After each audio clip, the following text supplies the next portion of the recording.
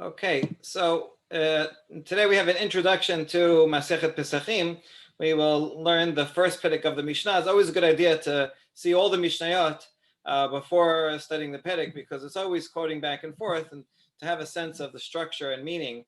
And I think we'll see by looking at the structure of the Mishnayot, we'll see some insights about the essence of what Chametz is all about, and Pesach as well. So first of all, just the structure of the entire Masechet. We have 10 Perakim in Masechet Pesach. In the manuscripts, it's called Masechet Pesach in singular, which makes sense because we have Masechet Shabbat and Masechet Sukkah, not Masechet Sukkot, right? So all of them are in singular. But later on, in the times of the Geonim, it became known as Masechet Pesachim in plural.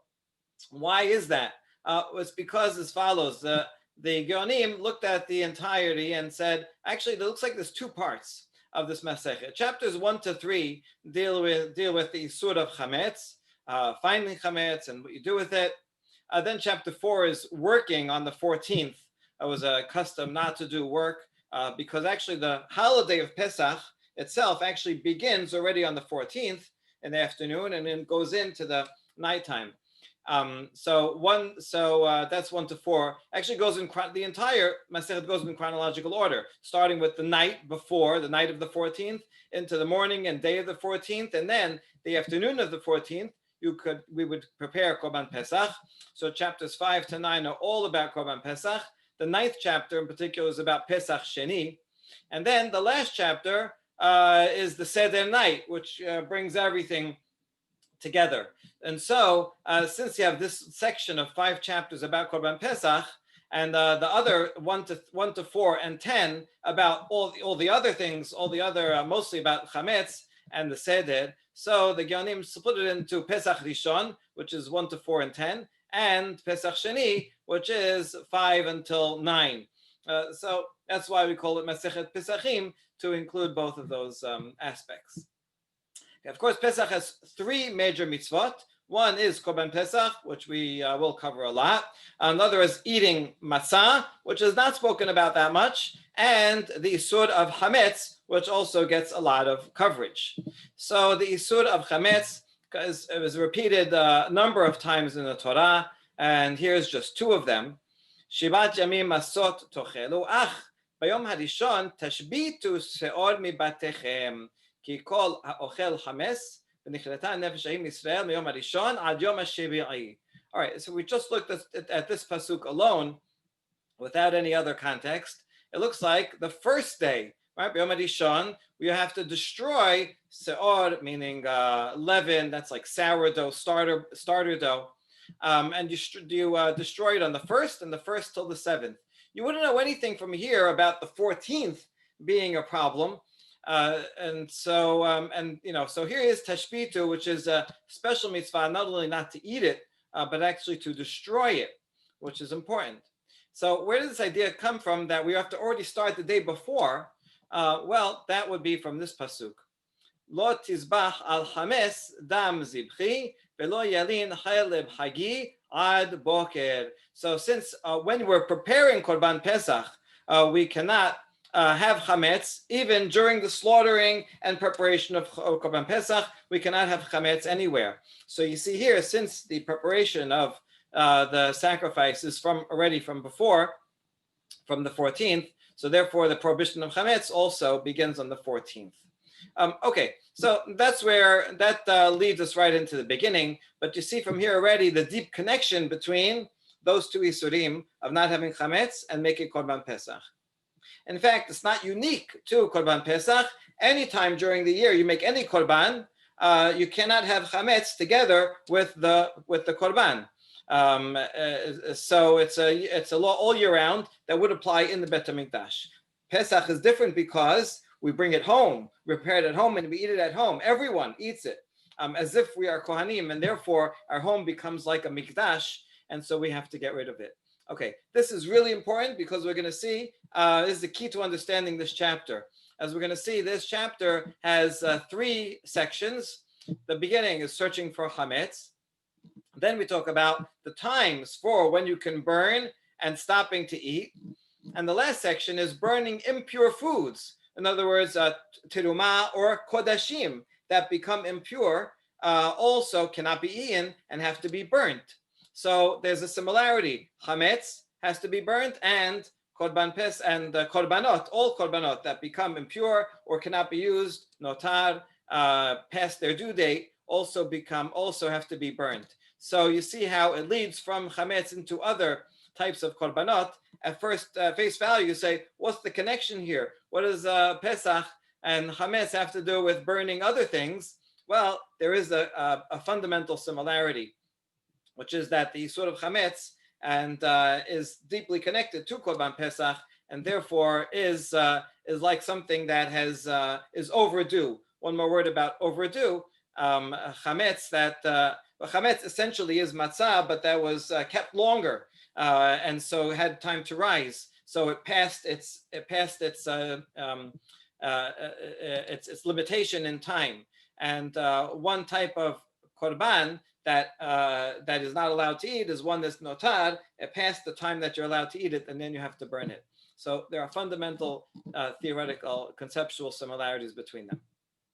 All right, so let's go right in and begin the perek. Or le'arba'asar bodkin et hachametz le'or haner. So literally means light of the 14th. We look for the chametz with the light of the candle. Now, obviously, they can't mean that light, meaning during the daytime of the 14th. And so everyone agreed to that, because really it wouldn't make sense to look for chametz with a candle during the daytime. And so this word or must be interpreted as a euphemism, like they would call a blind person sagi nahor, someone full of light. So we don't want to start off with the masechet with leil al ba'asar. We want to start with a nice word, and you see there's a literary reason for it here also, because we start with or and then we go on and talk about or again. So there's a nice parallelism, almost poetic here. That's interesting though, because with berachot we have no problem saying matai korin kriyat shema be'arvin. Like we have no problem starting the discussion with the word like nighttime. Right. Well, maybe it's a good point. It's not because not the first word, right? But that is a good point. Okay, so the beginning of the Gemara will discuss this word in depth, but there's something about the light here, and Ned is going to come back again. So this seems to be important. All right, so we got to check for chametz. Why do we have to check for chametz? I mean, other things that you're not allowed to eat, you don't have to check for. You don't have to go around and check for a non-kosher meat, every so often. But chametz is different. First of all, because it's usually permitted, and now becomes prohibited for this time period. And also, not only are you not allowed to eat it, you can't even have it. You can't own it. And so that's why there's a special mitzvah to go out and look for it and destroy it. Those mitzvot are connected. All right, so we're going to look for it that night. Where do you have to look? If it's a place that you don't bring chametz into, you don't have to check that area, right? If you have a garage where you only keep bicycles and you never eat there, you don't store any food there, then you don't have to check that area. So, velama amiru shete shurot b'martef. In that case, why did they say 2 rows in the wine cellar? This is very interesting, because the Mishnah is quoting someone. They said, who's they, right? Who are they quoting? It seems that they're quoting an ancient oral tradition, right? In other words, even before the Mishnah was composed, there were oral traditions that were passed down that even predate, is an earlier layer. And so there was this tradition that they said, Shtei shurot b'martef. Everybody knew you have to check 2 rows in the wine cellar. And so now they're wondering, why did they say that you have to check 2 rows in the wine cellar for chametz if it's a cellar? People don't sit and eat in the wine cellar, and you don't store bread in the wine cellar. You're only storing wine there. So why would you have to do that? So makom shemachnisin bo chametz. The truth is, you don't have to check the entire wine cellar, only that part of it where you could possibly bring chametz into. So, for example, you have a wine cellar in your basement, in your garage, wherever, and you have lots of barrels of wine that are stacked up in many rows high and rows deep. So, well, it does happen when you want to open a barrel of wine during a meal. So someone may go down and still be holding their sandwich and go down and put their sandwich on top of a barrel and then open, and go and open a new barrel of wine, and maybe they'll forget their chametz there. So since at least the front of it, the front row are ones that are accessed and are used during mealtime, so it's possible that someone brought chametz there, and that therefore we have to check the 2 rows of it at least, but not the rest of it. Good. So now we explained the seeming contradiction between, on the one hand, you don't have to check any place you don't bring chametz, but you do have to check 2 rows of a wine cellar because sometimes you do bring it in there. Now, what does this mean, 2 rows? That's a machloket. Bet Shammai omrim shete shurot al panei kol hamartef, ובית הלל אומרים שתי שורות החיצונות שהן העליונות. So Bet Shammai, as expected, is more stringent here. I'm not sure if you can see this picture here, but yeah, I think you can see it. So this is Bet Shammai says 2 rows means the top row and the front row. Okay, so that means 2 rows, 1 and 2. There are other interpretations, but this is the one that's mentioned in the Tosefta. So I think this is the original interpretation. So, chametz can get anywhere there, but it's not going to get away all there behind. Bet Hillel, however, says as follows here. 2 rows means the top one and the one right under it. Those are the ones that you're going to access the most to go and get the wine, but it's not going to go down here. It's not going to go behind. And so that's all that is necessary. Okay, good. Right. So you do see this ancient, this Torah Sheba'al Peh phrase, Shetot Shirot B'Matef, predates even the houses of Hillel and Shammai, which themselves were early, and that they're arguing on this line what that means. Okay, so that's Mishnah number 1, Mishnah 2. En chosheshin shema garera chulda mibayit lebayit umimakom lemakom. Dim ken mechaser lechaser ume'ayir le'ir en ladavar sof. You don't have to worry that a weasel, a mouse came and took a piece of bread and moved it to another place. Or from one place to another, from one house to another, because if so, then you'd have to worry about moving it from one courtyard to another courtyard, from one city to another city, and there's no end to the matter. So therefore, we learned 2 things from here, really. One, this supports what we said earlier. You only have to check places where you might bring food sometimes. Weasel might bring something to your attic, might bring things to places that you never go to. You don't have to worry about that, and you don't have to check those places. Second of all, if you already checked one room, and then now you go and check another room, you don't have to worry. In the meantime, while I was checking the second room, maybe a mouse came and moved the chametz back to the first room. Now I got to go recheck that. This is like, the video of coronavirus. The guy washes his hands and then, he touches the sink to close it. He has to wash again. Then he touches the door. He's got to go wash again, right? There's no end to the matter. So it's kind of saying this is a reductio ad absurdum, right? Theoretically, yeah, I guess you have to worry about chametz in every possibility. But if you really did that, it's just not practical. Okay, so this is in a way an explanation of the first Mishnah. Okay, good. Rabbi Yehuda Omer, bodkin or 14 ub-14 shacharit ub'shat habi'or. So Rabbi Yehuda offers 3 times to do the it's really the checking. We call it bi'or, which means literally the burning, but the checking is the beginning of the process of the burning. Oh, sorry, b'shat habi'or. During the time of actual burning. Let me re-explain that. So the Rabbi Yehuda offers 3 times for bodkin, for checking. So one is or lar-14. So clearly here the word or has to mean the nighttime because it's before the 14th itself. Although technically I guess you could say it means the light right before the 14th or something like that, right before sunset. Okay, it could have that meaning theoretically. Okay, so anyway, he says you can check at night. And then you check during the day, in the morning, shacharit, and shata bi'or means in the middle of the day when you are actually burning the chametz. Now, this doesn't mean you have to check all 3 times. When he says this and this, he means or. You could check any of these times, right, up to the time that you actually have to burn it. 3 possibilities. That's Rabbi Yehuda. Chachamim omerim lo badak or 14, yivdok be-14. לא בדק ב-14, יבדוק בתוך המועד. לא בדק בתוך המועד, יבדוק לאחר המועד. ומה שמשייר, יניחנו בשנאה, כדי שלא יהיה צריך בדיקה אחריו. So sages say, they give first of all a pecking order. The best thing to do is do it as early as possible. Do it at night. If you didn't do it at night, then check during the day of the 14th, anytime during the day. If you didn't check during the day of the 14th, check on the holiday itself, all 7 days.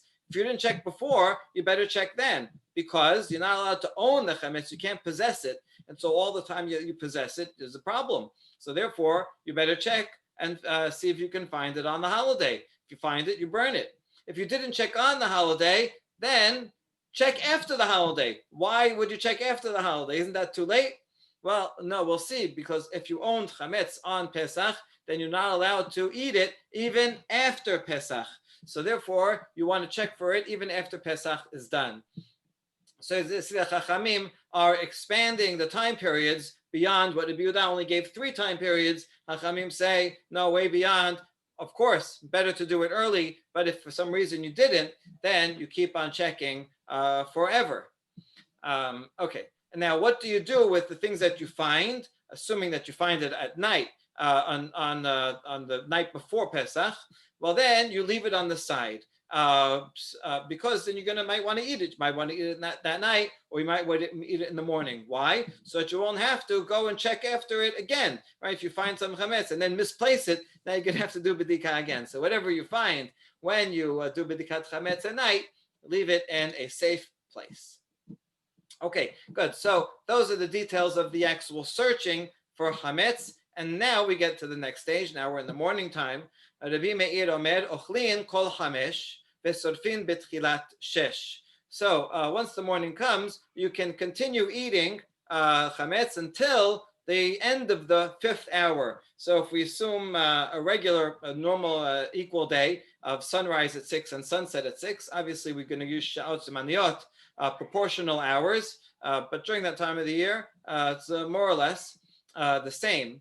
So assuming such a day, so the 5th hour would mean 10 till 11 o'clock. So in other words, you can eat chametz all of the 5th hour until 10:59.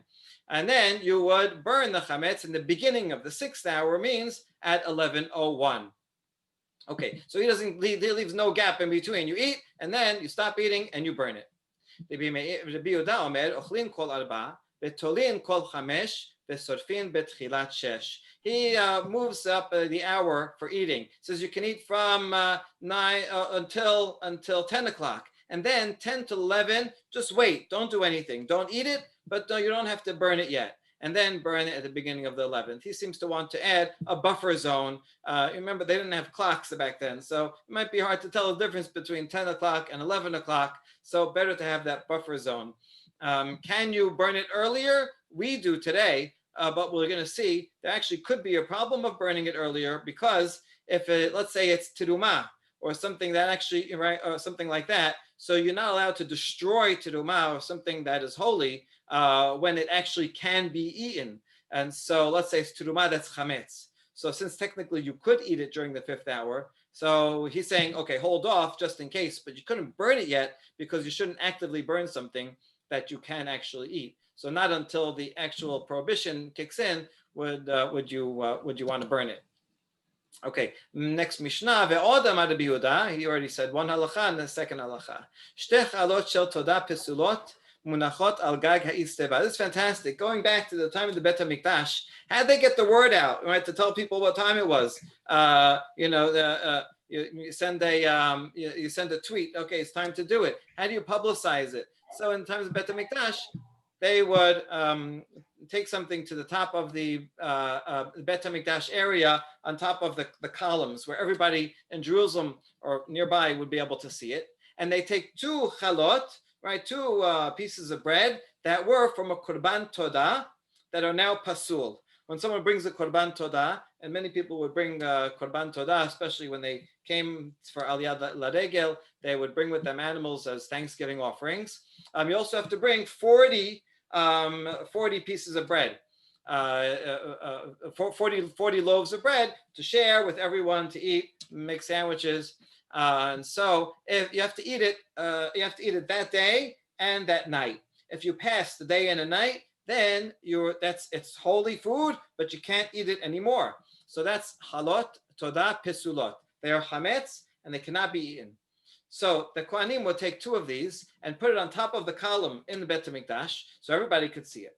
While the 2 are there, kol zman shemunachot, kol ha'am ochlin. That's an indication you can continue eating, eat all your chametz. Nitela achat, they will take 1 away, tolin, then they wait. They stop eating. Lo ochlin velo sofin. They don't eat, but they also are not burning anything yet. This is a preparation hour.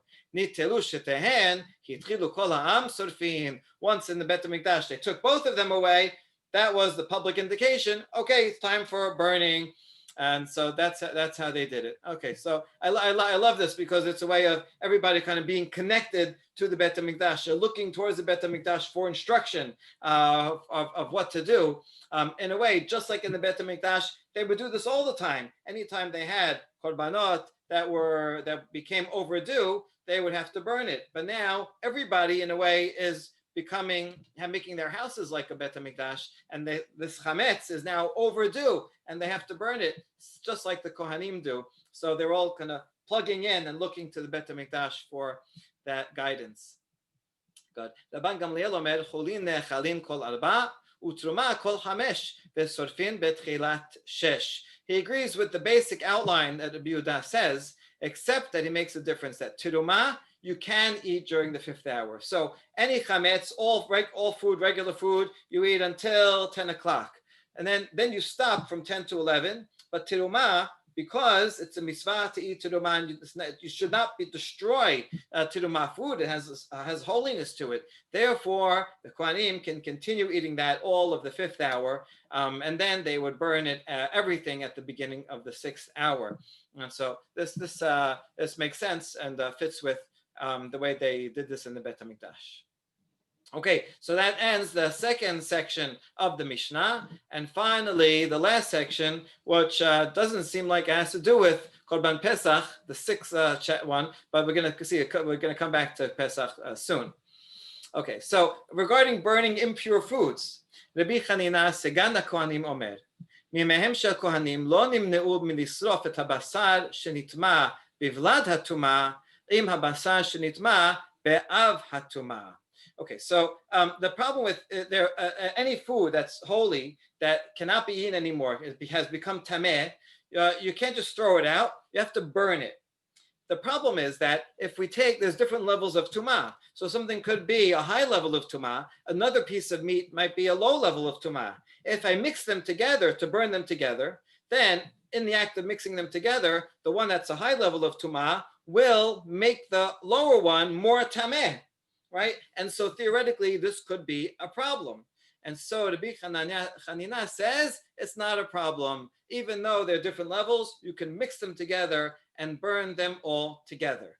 So let me just give an example, because he says specifically Vlada Tuma with Ava Tuma. How does this work? Okay, so a quick review of the levels of Tum'ah. A dead body is called Avi Avota Tum'ah. We're comparing levels to family members.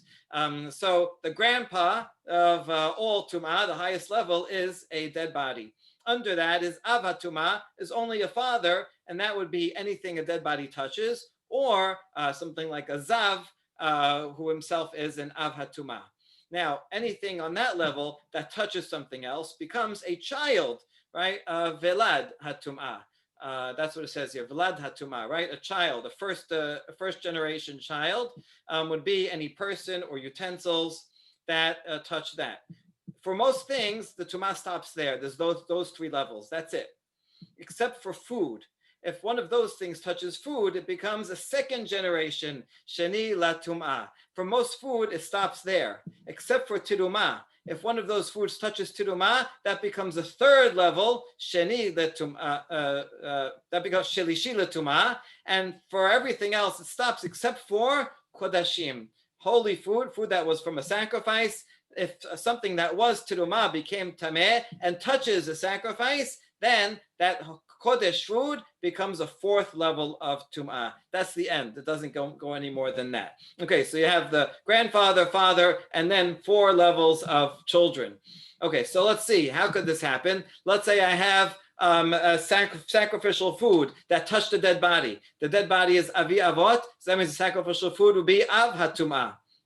Okay, now go down the line. Let's say we have something else that is a third or fourth level tum'ah, right? It touched other food that had become tameh. Now, if we put these together and mix them together, then the one that was a father of tum'ah, this one, touches the one that was a grandchild of tum'ah and will bring it up a level.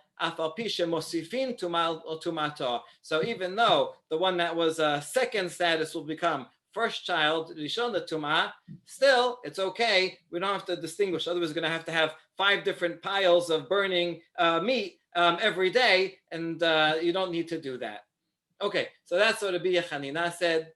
Hosif Rabbi Akiva ve'amar mimehem shel kohanim lo nimneu mlehadlik et hashemen shenifsal b'tvul yom bener shenitma b'tmei met. Af al pi shemosifin tumah al tum'ato. Rabbi Akiva goes a step further and applies it to lighting lamps. So he says all the times of the Kohanim, they did not prevent themselves from lighting oil that was touched by a Tavul Yom. Tavul Yom means a person who touched something, but he went to the mikveh and just waiting till nightfall to become fully tahor. So he's almost tahor. He's considered a Rishon Tumah, like a one child. Now, if you take that oil and put it into a ner does not mean candle anywhere in the Mishnah. I learned that the hard way because in graduate school I translate ner as candle, but they didn't have candles in the olden days. The word ner rather means a lamp. It means the coaster, the bowl where they put the oil in and they light it. Often made out of clay, sometimes made out of metal. You see them in museums all over the place. So if that ner was contracted tememet, so it becomes av hatumah, right? And now I have oil that is touched the tuvul yom, so it's sheni letumah. Still, the Kohanim would not have any problem with taking this shemen that is, let's say it's terumah, and it's tameh, so they can't eat it, but they are allowed to burn it. So even though they're going to take it and burn it and put it into a lamp that is more tameh and thereby make the oil more tameh than it was, no one ever had a problem with that. This is permitted. Okay, all this obviously is a tangent to burning chametz, but now we'll see how it comes together in the last Mishnah. Amar Rabbi Meir midivrehem lamadnu shesorafim teruma tehora im hatemea bepesach. And so we can learn from here that if we have teruma that's tahor and teruma that's tameh, but they're made out of chametz. So on Pesach, once that 6 hour starts, I'm not allowed to eat teruma that is tahor or tameh, and a kohen cannot eat. And so therefore, even though in general we would eat the teruma tehora and burn the teruma teme'ah, and now by mixing them together, what am I doing? When I mix them together, I'm taking the teruma that's tahor and making it tameh, and that's increasing tum'ah to it. And still, if they're both chametz, since chametz is not allowed to eat at all, so we can put them all together and burn them together. And so that's why we needed the previous law to tell us about chametz on Pesach. Amar lo Rabbi Yosef, enahi hamidah. So Rabbi Yosef counters and says it's not the same. In the previous case, I was taking something that was tameh already, a low level, and increasing it, but it was somewhat tameh. Now you're taking something tahor and making it tameh. That's not the same, so you shouldn't do that. Good. Umodim Rabbi Eliezer Rabbi Yoshua shesorfin zol le'atzma ve'zol le'atzma. Alma nechleku ala tiluya v'ala teme'ah. Rabbi Eliezer omer tisaref zol le'atzma ve'zol le'atzma. Rabbi Yoshua omer shetehen ke'echat. Okay, so Rabbi Yosef said you shouldn't burn them together, and with him agreed Rabbi Eliezer and Rabbi Yoshua. He might actually be quoting them and saying they also agreed that you should burn terumat tehora and terumat teme'ah separately when they're both chametz. The only machloket between them is regarding tiluya, something that you're not sure. We're not sure if this tiruma chametz is tahor or tameh, and the other one we're sure it's okay, then we can mix them together, or we're sure it's tameh, so we can take the one that we're not sure and the one that's tameh, and Rabbi Eliezer says, still you have to separate them because you're not sure. Maybe it's tahor, you can't mix it together with the tameh. And Rabbi Yoshua says, no, you can put those together and that would be fine. Okay, so we've come a long way from the beginning of doing B'dichat Chametz, and then we've come to the second step of burning them. But burning them comes with a lot of technicalities because you have things that are Kodashim, you have things that are Tiruma, you have Tumah, you have Tahara, and now when you bring them all together, there might be a practical need to know what to do with it. But besides the practical need, I think there's also something more essential and more conceptually significant here. And so let me just give me a couple more minutes and I'll show you something interesting. The Tosefta to Masechet Pesachim, this is kind of a companion to the Mishnah, right? These are traditions that were not included in the Mishnah. Some of them are even older than the Mishnayot. And so here you see the parallel. The Tosefta, first one, says, Or lar ba'asad, bodkin hachametz le'or haner. Exact same words as our Mishnah. And bodkin or hama ve'lo le'or halebana. You cannot check with sunlight and not with moonlight. Ela le'or haner. Only a candle. Why? Lefi shebedikat haner yafeh merubeh af al pi she'en yafeh merubeh. Because the candle you can bring into small crevices and you can actually see better with the candle when it's dark than during the day. I guess your eyes dilate, and so they can see more, and you can inspect more carefully with the candle. Even though we don't have a proof, there's no explicit pasuk in the Torah about this. We have a hint to it. Sefanya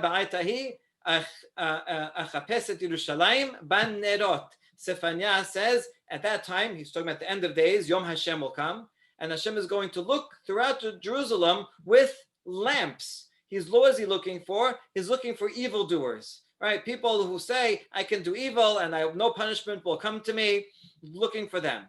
Now, this is strange. What is the connection between this pasuk in Sefanya and checking for chametz?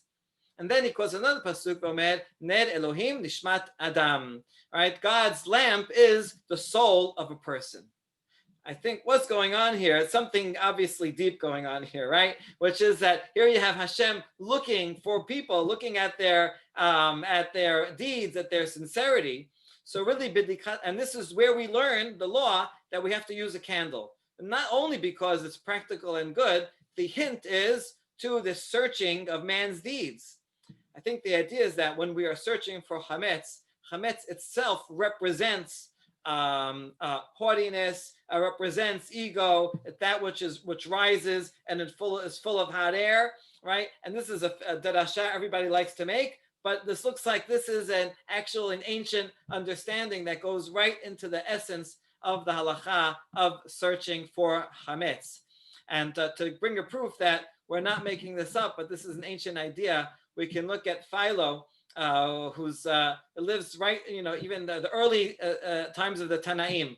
He lives in the early centuries CE, and in Egypt. And although the rabbi certainly did not read Philo, but you could see that he's an educated Jew, and he says the following. And if he says it, probably this was a common theme throughout other Jewish communities as well. He talks about the reason for Pesach, and then he says each house is at that time invested with the character and dignity of a temple, the victim being sacrificed so as to make a suitable feast for the man who has provided it, and of those who are collected to share the feast being all duly purified with ablutions. So you see here that the house becomes like a temple, so he makes that connection, but I want to read something before that. These things were later in accordance with ancient historical accounts, but those who are in the habit of turning plain stories into allegory argue that the Passover figuratively represents the purification of the soul, for they say that the lover of wisdom is never practicing anything else except a passing over from the body and of the passion. So this purification of the soul, right, you see, is something that Philo has as well. So I think that idea comes through in the checking, and the word ner actually is a key word because it comes up here, right, mixing together this oil inside the lamp, and it also starts off with this lamp. So that makes yet another connection. And finally, here's some of the sources I was mentioning before. We talk about notad, that which is left over. Any sacrifice that's beyond the time limit becomes notad, it has to be burnt. And in the Talmud Bavli, and we'll see this in 28 days, says notad yeshno bebal totiru. Chametz also has bal totiru, and just like ma notad bisrefa, chametz bisrefa. So actually learning the very essence of the halacha from both, that korbanot are like chametz, in that both are overdue and have to be destroyed in the same way. Okay, so that is a deep connection between sacrifices and chametz. We are creating a holy atmosphere. And one last connection, which is what do we do? What do we do with the chametz that we find? There's a machloket. Rabbi Yehuda says we burn it. Hachamim say you crumble it and you throw it into the wind, or you throw into the water. Well, what else do you do that to? Mishnah Avodah Zarah says if you find different kinds of idolatry, you should yolichem liyam hamelech, take it to the Dead Sea and throw it in there, or shochek, you grind it up, and zored laruach o matil layam, you throw it to the wind, or you throw it into the water. So you see, these are parallel phrases within the Mishnah. So Mishnah has its own code language and cross references, and so when we see that in the Mishnah Pesachim, it's telling us chametz is not simply just getting rid of this thing that isn't kosher, but chametz represents that which is materialistic. And we prefer, when we bring Korban Pesach, to be humble and low, like a masa, and then we are in the right framework to celebrate the holiday. So hopefully this introduction will put us all in the right framework to begin to learn the Masechet tomorrow. Baruch Adonai Olam, Amen ve'amen.